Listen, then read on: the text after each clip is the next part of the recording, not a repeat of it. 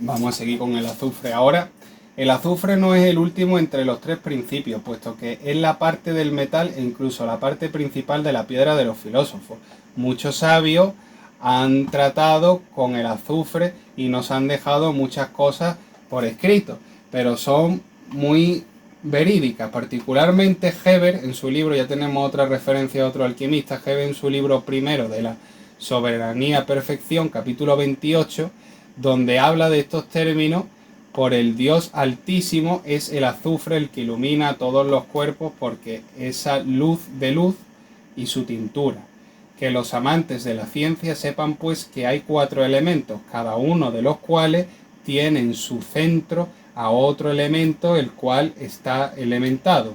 Estos son los 4 pilares del mundo que Dios, por sabiduría, separó del caos en los tiempos de la creación del universo, los cuales, por sus acciones contrarias, mantienen toda esta máquina del mundo en igual proporción y que, en fin, por la virtud de la influencia celeste, producen todas las cosas dentro y fuera de la Tierra, de los cuales trataremos en su lugar.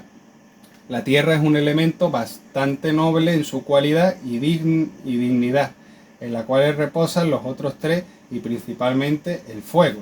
Este elemento también es el dominio en el que están escondidos todos los tesoros y en su centro está el fuego de Genea, otra referencia que al patrimonio que conserva esta máquina del mundo en su ser, y ello por la expresión del agua que convirtió en el aire. Este fuego está causado y encendido por el rodamiento del primer móvil, está hablando ya del círculo y del movimiento que hacen los vapores, y por la influencia de la estrella cuando se esfuerza por elevar al agua subterránea, ahí tiene el azufre, ahí te lo ha dicho, hasta el aire.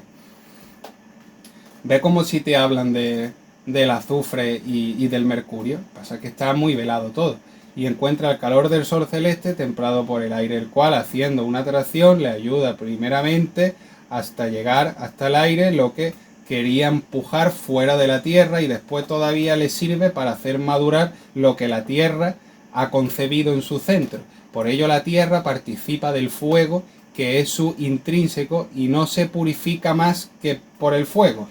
Y así cada elemento no se purifica más por el que le es intrínseco.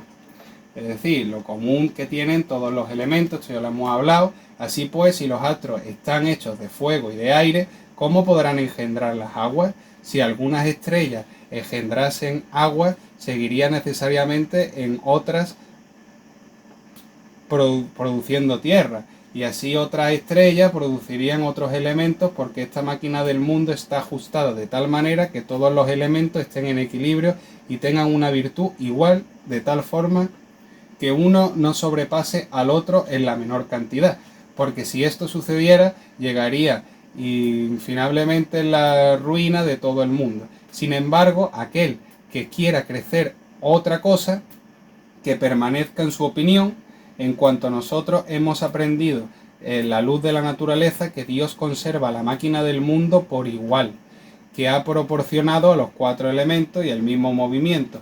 Son apretadas hacia polo ártico. Claro, el polo ártico es la única estrella, la estrella polar, Avis creo que se llama, es la única que no se mueve, porque en el mundo no hay nada vacío, es decir, que todos giran en forma a esta estrella. Y te está diciendo también que los elementos tienen cada uno su proporción, pero que es una misma cosa, pero que están en su cantidad la justa. Es decir, que si hay mucho fuego en el Sol, tiene que haber un lugar donde hay mucho frío.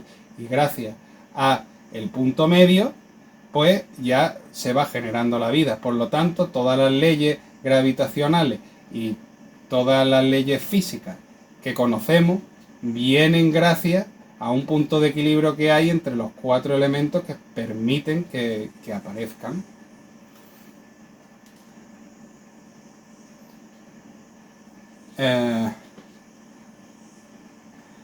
Así pues, los astros están hechos de fuego y aire. ¿Cómo podrían engendrar? Esto lo hemos leído. Las aguas de mar son saladas y las aguas de la fuente son dulces. Yo respondo que esto sucede porque al pasar de agua en una extensión de varias lenguas por los poros de la Tierra, en lugares estrechos y llenos de agua fina, se endulzarán y pierden su salinidad. Y a este ejemplo se ha inventado las cisternas. Igualmente también cuando las aguas pasan por lugares cálidos y sulfurosos, mira, ya te ha dado ante agua subterránea y ahora te está diciendo agua sulfurosa. Se calientan y ahí vienen los baños, porque en las entrañas de la Tierra se encuentran lugares en los que la naturaleza destila una mena sulfurosa, de la cual separa el agua cuando el fuego central lo ha encendido. El agua, pues, corriendo por estos lugares ardientes, se calienta más o menos según lo que pase más cerca o más lejos. Es decir, al final es como un atanor, es un matraz, el interior de la Tierra. Y así se eleva la superficie de la Tierra reteniendo un sabor de azufre, como si fuera un caldo de carne. O sea, tenemos agua sulfurosa, azufre y agua subterránea. O sea, en esta misma diapositiva.